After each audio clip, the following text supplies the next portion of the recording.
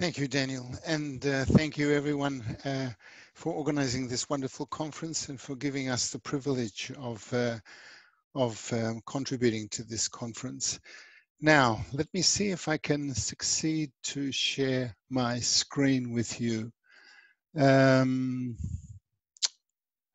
Always a question of which screen I'm actually going to. Let's try this one and see what happens.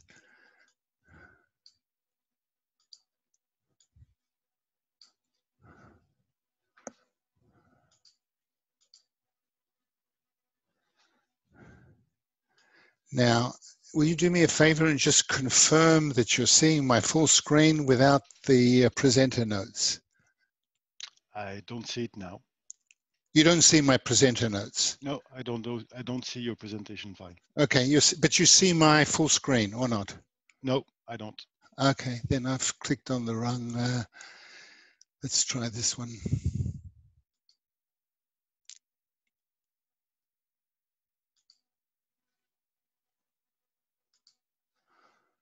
Okay, sorry about this. Once again, I'm going to try to identify the screen I'm going to share with you. Jeffrey, just very quickly, we have your presentation, so if necessary, no, it's going to work. It's just I'm just having to identify the right screen. Okay. Okay. Now, can you tell me which? We see it without the presenter notes. It's good. We see the full presentation. You can see the full presentation now. Yes. Okay, and hang on a second. You're seeing full screen without the presenter notes. Now we see the presenter notes on this one. Oh, golly, hang on a second. And now? No, it's good. Okay. Perfect, you're set. Sorry about that. Always a little uncertain because I've got two screens going. Okay, once again, thank you to the organizers. Presentation on behalf of myself and Professor Kenderdine. In this keynote, I'll discuss how our new media art practices are responding to the cultural heritage challenges of digital conservation, embodied visualization, and museological engagement. I'll begin with the 60s turn in art that brought about the spectator's physically, bodily engagement in dynamic real-time events and situations. It also brought about the discovery of the expressive power of interactivity. And this is an art practice that is predicated on participation.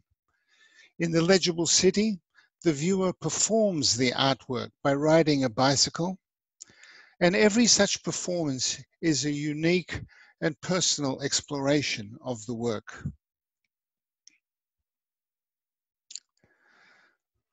Bodily engagement plus interactivity results in a condition of immersive experience. In this installation, the viewer is completely immersed in an all-surrounding 3D projection. The puppet body at the center of this virtual world, with sensors in all its joints, is handled by the viewer to modulate both what is seen and what is heard.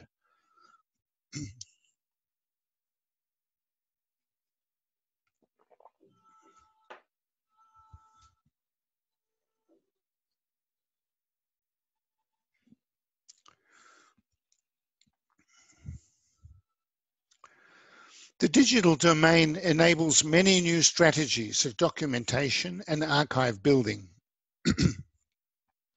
For example, gigapixel scanning of precious documents such as scroll paintings.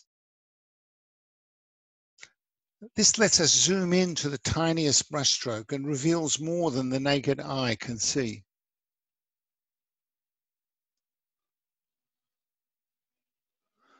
MRI scanning even allows us to peer inside this Egyptian mummy. Video documentation can be done at ultra high speed, as in these recordings we made of Hong Kong Kung Fu masters.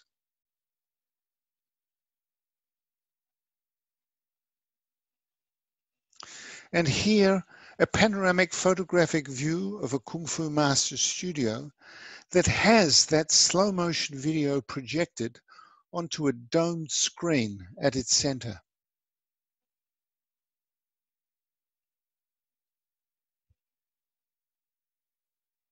This is the Kung Fu Motion exhibition in Lausanne. Video can also record multiple points of view of a Kung Fu performance.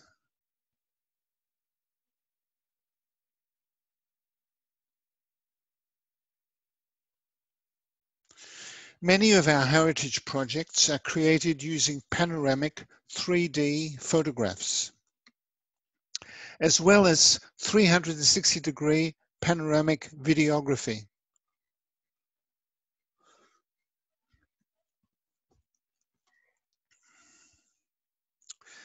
Together with ambisonic field recordings for immersive 360-degree sound.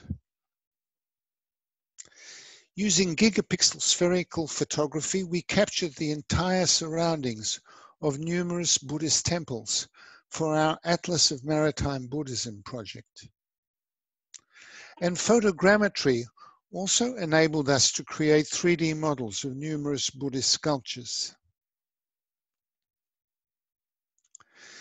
These are trussed grass champi figures made by Indigenous Australians. We did photogrammetry of each of them so that we could put them into a full dome animation that we made for the National Museum of Australia.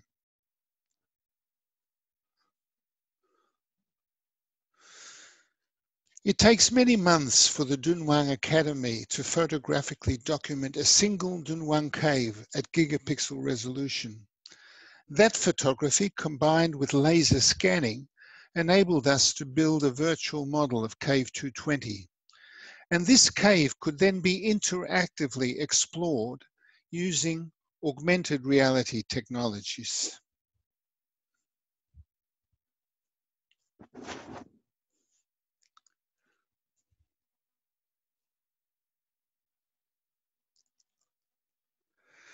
As Hing Chao showed us in his preceding presentation, a major project we have undertaken together has been the digital motion capture of Hong Kong Kung Fu masters.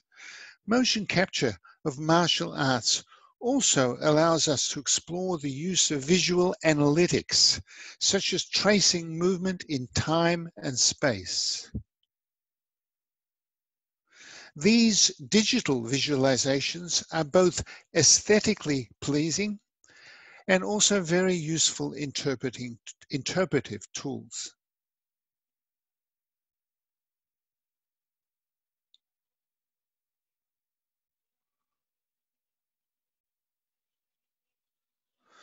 We also use motion capture for this animation of Krishna in our art installation Place Hampi, a work about that famous heritage site in India.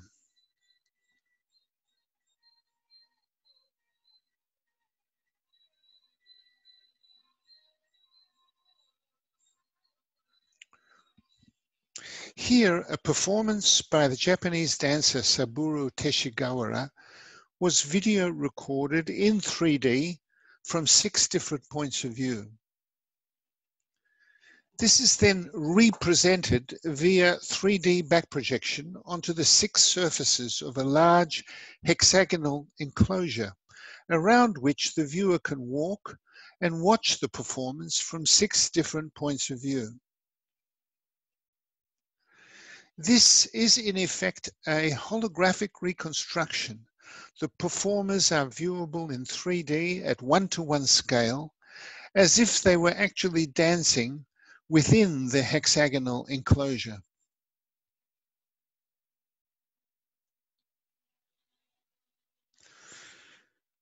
We recorded the renowned Singaporean poet Edwin Thumboo reciting 28 different poems, and then put them in a 360-degree 3D virtual environment. Using a microphone to control a virtual microphone, the viewer could choose which poem to listen to, and in cutting between them, create new and unique poetic combinations.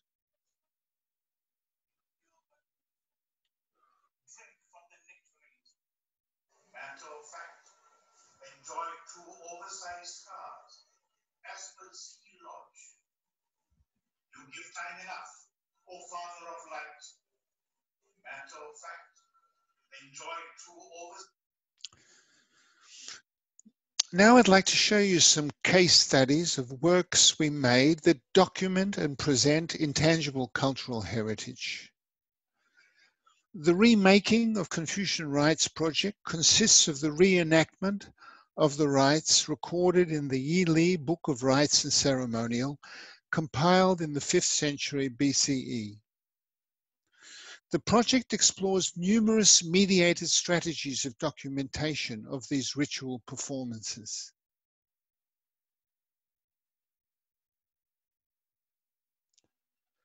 For example, a kind of Google Earth aerial view recording of the entire performance.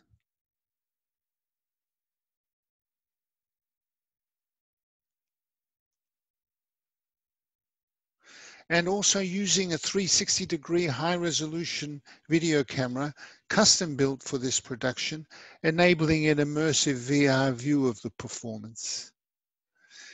This all-encompassing archival project also documents each performer's attire.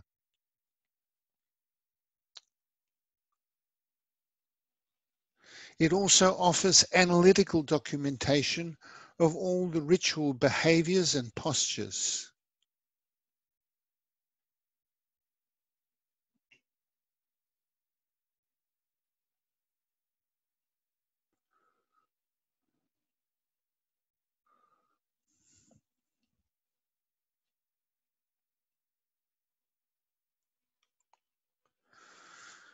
Ritual behaviors and postures are also analyzed via motion capture.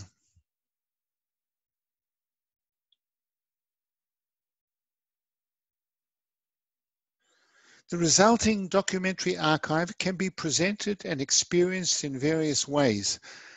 This 3-channel video installation specifically focuses on the handling of the ritual vessels.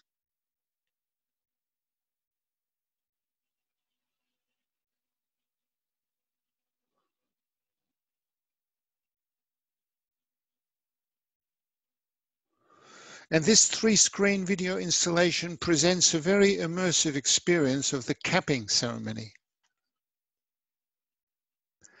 Even more immersive are our VR renderings of these ceremonies, which we plan to publish as an app for home viewing. The VR model is a hybrid virtual world that incorporates all the real-life video recordings that we made. The viewer can freely navigate the temple environment and choose whichever video sequence they want to enter.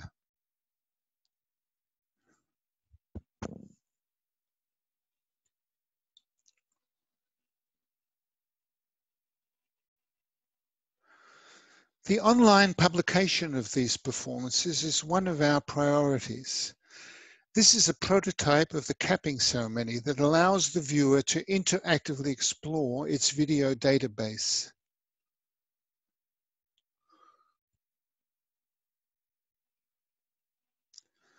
The Archery Ceremony App will soon be available for both iOS and Android users. The app first provides an introduction by Professor Peng Lin and a 30-minute documentary film.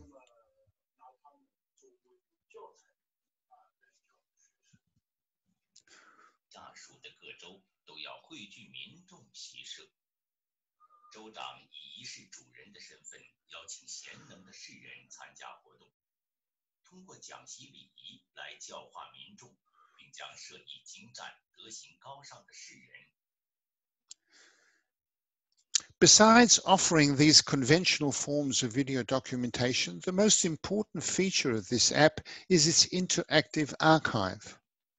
In this archive, over 8 hours of video data is organized geographically, north, south, east, and west, according to where the action is taking place at the ritual temple site. Up to 12 video clips can be running simultaneously around the central window, and the viewer is the real-time editor of these multiple video streams, able to view the performance from any point of view.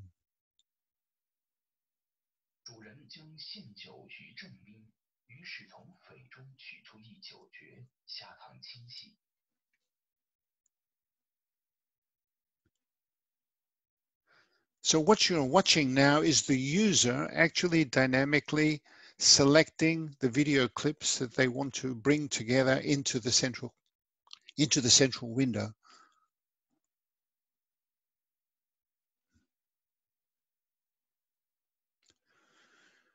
The interactive archive offers many other layers of information that are distributed across the timeline of the performance, including the analytics of ritual vessels and attire, ritual behavior and posture, as well as extensive scholarly notations.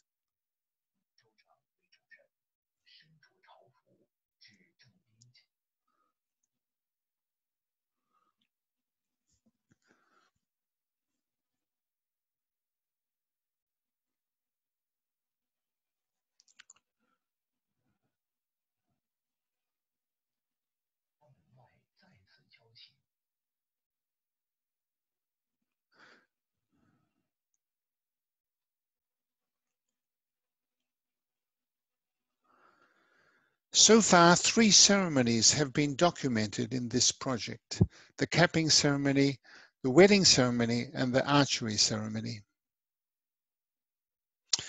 For the last 5 years, we've been working with Hing Chao, making and exhibiting an unprecedented archive of Chinese martial arts practices. So far, there have been 8 exhibitions worldwide, and more are being planned.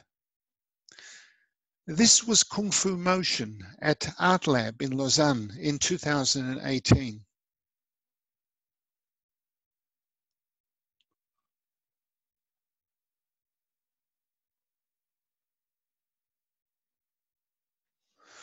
At the Hong Kong Heritage Museum, we created a 6-sided 3D visualization system to present our motion capture data to the public. Here, spectators can interact with its archival database.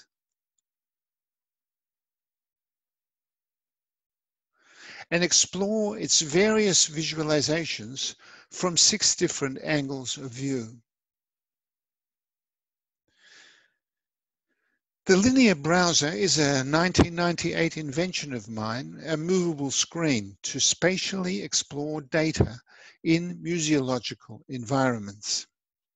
Here it is used at the Hong Kong Heritage Museum to present the archive of Kung Fu weapons and demonstrations of their usage. Here it is shown at the Kung Fu Motion exhibition in Lausanne.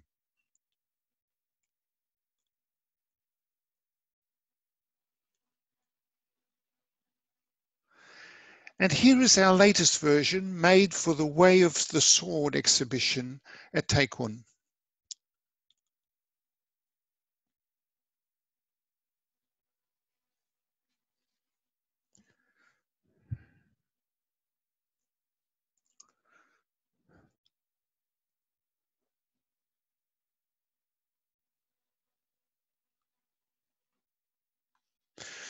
Of course, we were also looking for ways to get the visiting public to become Kung Fu masters themselves with this pose matching installation.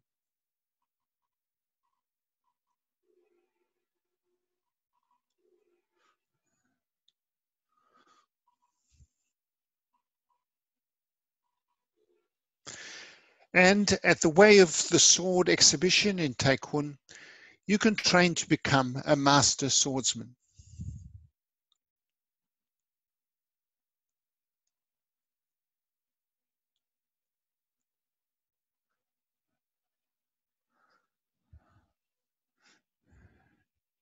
Using your virtual sword to interactively follow the traces left by the master swordsman as he practices on a tree trunk.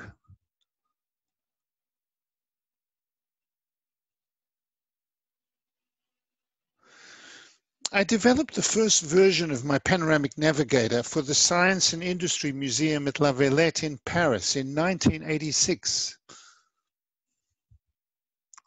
More recently, we developed a new variant for the Kung Fu Motion exhibition in Lausanne, where you can explore 360-degree movies of Hong Kong's intangible cultural heritage.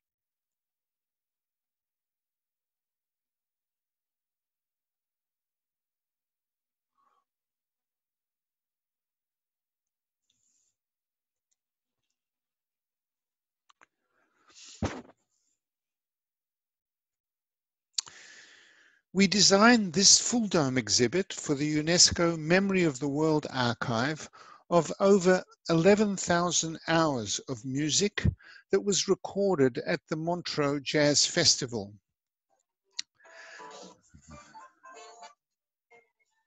The project visualizes and sonifies 5,000 artists and 13,000 videos that can be interactively explored and immersively enjoyed.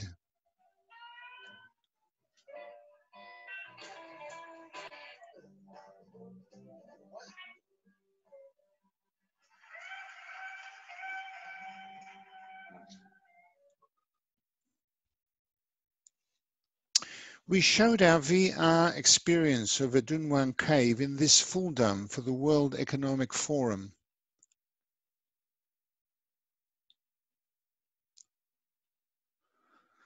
We originally presented these virtual caves in our 2012 interactive 360-degree stereoscopic projection project, Pure Land. First, we simulated the real-world torchlight experience. Then we can fully illuminate the cave. A virtual magnifying glass lets you examine the paintings in fine detail. One can also view parts of the paintings with their original colors restored.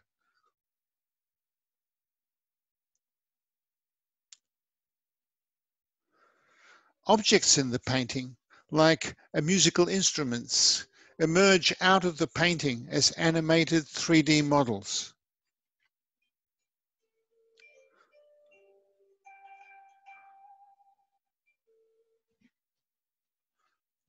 While the painted dancers come to life.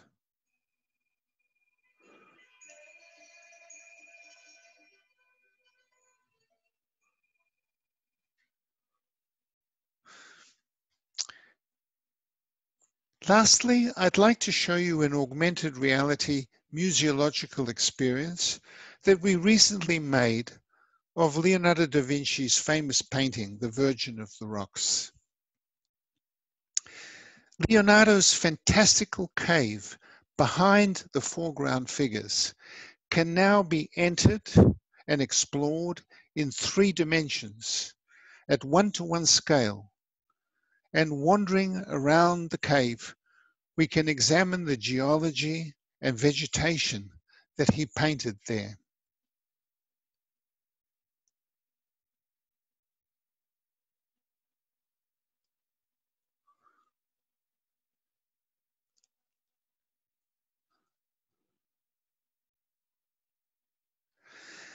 Thank you everyone for watching. I hope with this keynote, Sarah and I have been able to give you new insights into the conjunction of new media and intangible cultural heritage. Thank you. Yeah, man.